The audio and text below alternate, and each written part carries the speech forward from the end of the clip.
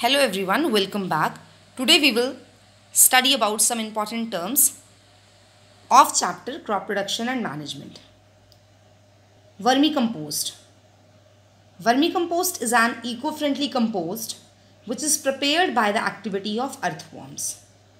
This method of preparing compost involves microorganism and earthworm to decompose organic waste and convert it into manure, which is very much useful in replenishment of nutrients back to the soil. Vermi compost की प्रक्रिया में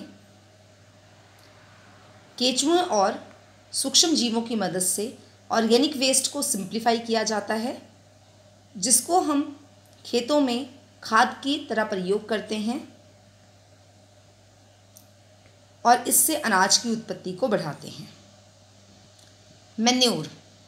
Manure is a natural fertilizer which is used to recover the depleted nutrients in the soil.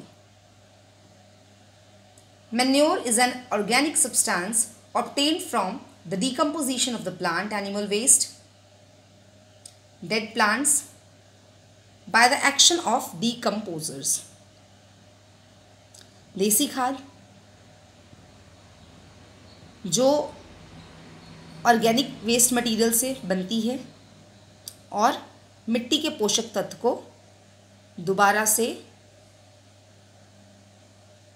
Replenish करती है, पुनर्चक्रित करती है, recycle करती है. Macronutrients. Such nutrients which are required in large amount are called macronutrients. 6 macronutrients are necessary for proper growth and development of plant. Those are nitrogen, calcium, phosphorus, magnesium, potassium, sulfur, etc. Irrigation.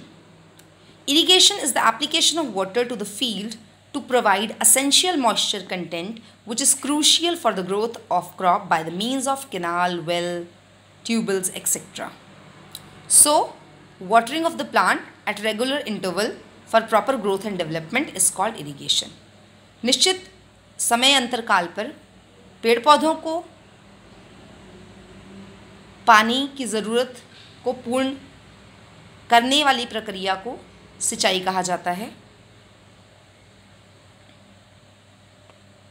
There are some traditional irrigation method which we have discussed. Moat system, Dekli, Rahat. But nowadays, two very important method of irrigations are opted, that is sprinkler and drip irrigation system, which is water economic method of irrigation. Weeds. Unwanted plant which are grown along with the main crop and harm it by taking up the nutrients from the soil are called weeds. Weeds वो अनावश्यक पौधे हैं जो अनाज के साथ उगकर अनाज की ग्रोथ में एक तरह की बाधा बनते हैं. इसीलिए बहुत ज़रूरी है कि इन खरपतवार को निश्चित समय पर खेतों से उखाड़ दिया जाए या फिर कुछ केमिकल स्प्रे जिनको हम वीडीसाइड्स कहते हैं उनके प्रयोग से नष्ट कर दिया जाए. Pest. Pest are organisms which damage cultivated plants and plant product and decrease crop yield. ऐसे कीड़े मकोड़े जो हमारे अनाज को नुकसान पहुंचा सकते हैं उन्हें पेस्ट कहा जाता है.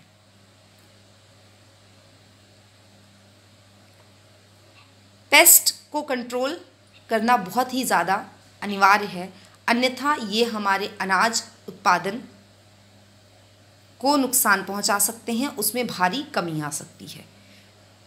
There are 3 methods of pest control, that is chemical method, biological method and use of resistant varieties. In chemical method, we use some chemical substances to control the effect of pest, whereas in biological method some insects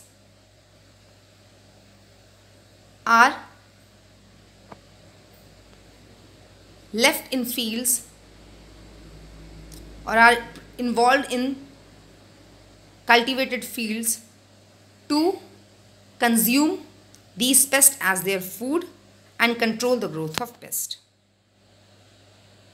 biological method में कुछ ऐसे कीड़े मकोड़ों को खेत में छोड़ दिया जाता है जो इन पेस्ट को अपना भोजन बनाते हुए इनकी मात्रा पर, इनकी संख्या पर नियंत्रण रखते हैं और अनाज उत्पादन को नुकसान पहुंचाने से रोकते हैं.